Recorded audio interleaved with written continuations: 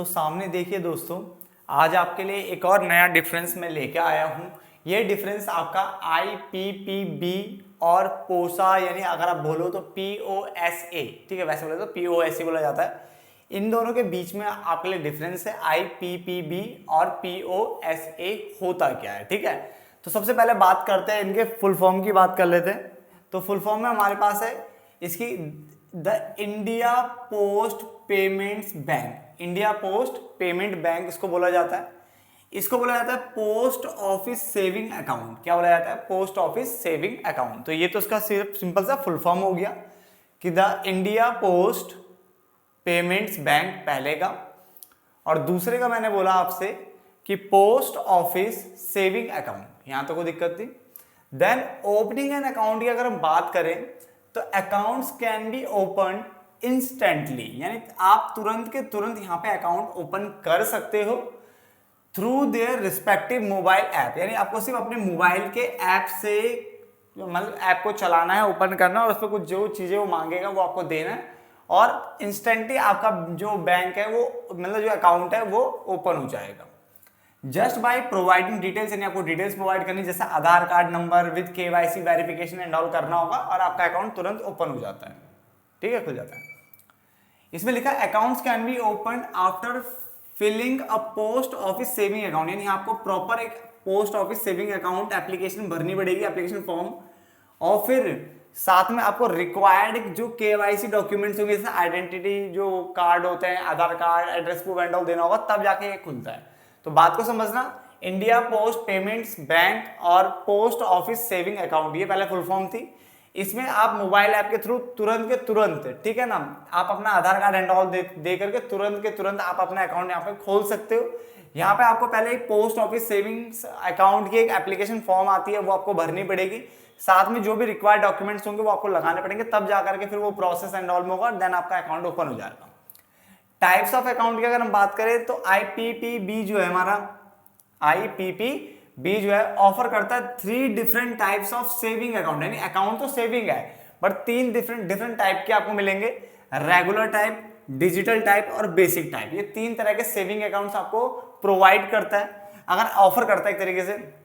अगर POSA की बात करूं तो ये standard banking and remittance services provide करता है। बेटा ये ऑफर करता है standard banking and remittance services. इसका मतलब ये होता है जैसे नॉर्मल बैंक्स हैं, जो हमारे जो बैंक्स होते हैं, कमर्शियल बैंक्स, जैसे आपको सर्विसेज प्रोवाइड करते हैं, सेम ये उसी तरह से ही डील करता है पूरी तरह से। तो standard banking and remittance services बिल्कुल वही, यानी पैसे को इधर से उधर भेजना, ये सब करना, वो एक्टिविटी ये भी परफॉर्म करता है। आगे गवर्निंग अथॉरिटी, यानी कौन, इसको कौन गवर्न करता है, चलाता कौन है, संचालक कौन है एक तरीके से। तो यहाँ पे अगर हम बात करें तो RBI, reserve bank of India, ठीक है, ये गवर्निंग अथॉरिटी यहाँ पे अथॉरिटी है, ठीक है ना। तो IPPB is govern by RBI, जबकि POSA is govern by union finance ministry. कौन? Union finance ministry. तो यहां तक पॉइंट समझ में आ गए सारे। देन अगला पॉइंट हमारे पास डोर स्टेप बैंकिंग सर्विस, यानी आपके घर तक, यानी जो घर पे आकर के सर्विस एंड ऑल प्रोवाइड करना है, ऐसा है तो हम बोलेंगे बिल्कुल यहाँ पे है ऐसा। ये यहाँ पे डोर स्टेप बैंकिंग सर्विसेज का फीचर सर ये प्रोवाइड करता है, बट यहाँ पे ऐसा कोई है नहीं, ऐसा कोई यहाँ पे डोर स्टेप बैंकिंग फीचर यहाँ पे नहीं है, ठीक है ना। चलो, मिनिमम बैलेंस, यानी अगर यहाँ पे अगर आपको अकाउंट ओपन करना है तो कितना मिनिमम बैलेंस होना चाहिए, और अगर यहाँ पे अकाउंट ओपन करते हैं तो कितना मिनिमम बैलेंस यहाँ पे होना चाहिए। तो मिनिमम बैलेंस की अगर हम बात करें तो account holders do not need, यानी जरूरत नहीं है, मेंटेन एनी मिनिमम बैलेंस, यानी आपको किसी प्रकार का कोई मिनिमम बैलेंस यहाँ पे मेंटेन करने की जरूरत नहीं होती अपने सेविंग अकाउंट में। क्लियर हो गया।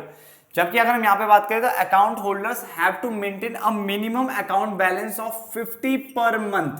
कितना? 50 रुपए पर मंथ आपको यहाँ पे रखना पड़ेगा, ठीक है ना। एंड टू गेट, अगर आपको चेक बुक भी चाहिए तो कस्टमर को कम से कम, एटलीस्ट कम से कम 500 रुपए तो रखने पड़ेंगे। अगर चेक बुक चाहिए तो 500 रुपए, वरना नॉर्मली 50 रुपए आप रखोगे। बात समझ आ गया ना।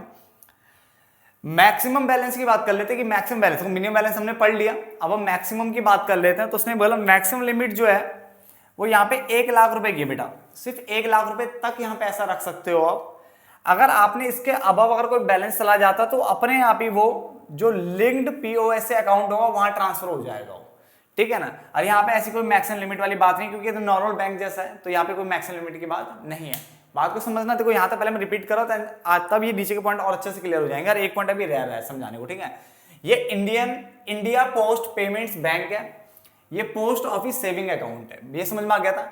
यहाँ पे आप तुरंत इंस्टेंटली आप अपना मोबाइल ऐप के थ्रू अकाउंट खोल सकते हो, ठीक है, इंस्टेंट ओपन हो जाएगा। बट यहाँ पे एक प्रॉपर पहले पोस्ट ऑफिस का सेविंग अकाउंट एप्लीकेशन फॉर्म भरना पड़ेगा, required documents KYC and all करवाना पड़ेगा, प्रॉपर प्रोसीजर होगा, देन आपका अकाउंट खुलेगा, ठीक है, थोड़ा टाइम लगेगा। टाइप्स ऑफ अकाउंट की बात करें तो ये आपको 3 different types of saving accounts offer करता है, रेगुलर, डिजिटल और बेसिक। ये अगर हम बात करें तो ये स्टैंडर्ड बैंकिंग रेमिटेंस सर्विस, मतलब जैसे नॉर्मल बैंकिंग जो अदर बैंक प्रोवाइड करते हैं वैसे बिल्कुल ये वाला चलेगा आपका पोस्ट ऑफिस वाला भी, ठीक है ना। गवर्निंग अथॉरिटी की अगर हम बात करें तो आरबीआई, यहाँ पे यूनियन फाइनेंस मिनिस्ट्री है। डोर स्टेप सर्विसेज ये प्रोवाइड करता है, ये नहीं करता है। मिनिमम बैलेंस, यहाँ पे कोई मिनिमम बैलेंस का कोई कॉन्सेप्ट नहीं है, बट यहाँ पे मिनिमम बैलेंस आपको 50 रुपए रखना पड़ेगा महीने का। और अगर आपको चेकबुक की फैसिलिटी चाहिए तो बेटा कम से कम 500 रुपए तो अकाउंट में होने चाहिए, ठीक है। मैक्सिमम बैलेंस की अगर हम बात करें तो मैक्सिमम लिमिट जो है 1 लाख रुपए की है यहाँ पे। अगर 1 लाख रुपए से ऊपर अगर बैलेंस चला जाता है तो वो अपने आप ही ट्रांसफर हो जाएगा, किसमें, पीओएसए अकाउंट में, यानी जो पोस्ट ऑफिस सेविंग अकाउंट हो इसमें चला जाएगा। तो लिखा any amount above this will be transferred to the linked POSA account, इस अकाउंट में ट्रांसफर हो जाएगा अगर 1 लाख से ऊपर गया तो। बट यहाँ पे कोई मैक्सिमम लिमिट है नहीं, तो आप कितना भी पैसे यहाँ जमा कर सकते हो, क्लियर हो गया।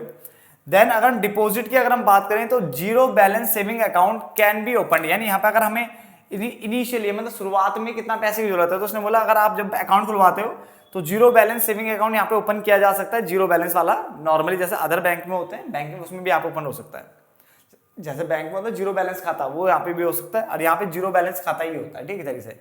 बट अब मिनिमम डिपॉजिट जब आप यहाँ पे अकाउंट ओपन कर रहे हो, यानी आपको 20 रुपीज, अब minimum deposit of 20 rupees is required to open an account. अगर आपको अकाउंट ओपन करना है तो 20 रुपए कम से कम यहाँ पे स्टार्टिंग में देने पड़ते हैं, ठीक है ना। अब महीने का 50 और चेकबुक चाहिए तो 500 रुपए तो रखने पड़ेंगे अकाउंट में, ठीक है ना। बट यहाँ पे जो मिनिमम बैलेंस का तो कोई कॉन्सेप्ट नहीं है, मैक्सिमम 1 लाख रुपए तक का ही अकाउंट होता है, और जब आप स्टार्टिंग करो तो जीरो बैलेंस सेविंग अकाउंट होता है, ओपन किया जा सकता है, कोई दिक्कत तो नहीं। तो ये एक छोटा सा डिफरेंस था आईपीपीबी एंड पीओएसए के बीच में। होप सो आपको समझ में आ गया होगा। तो ऐसे नए नए डिफरेंस लेकर के मैं आता रहूंगा आपके लिए, तब तक के लिए धन्यवाद दोस्तों।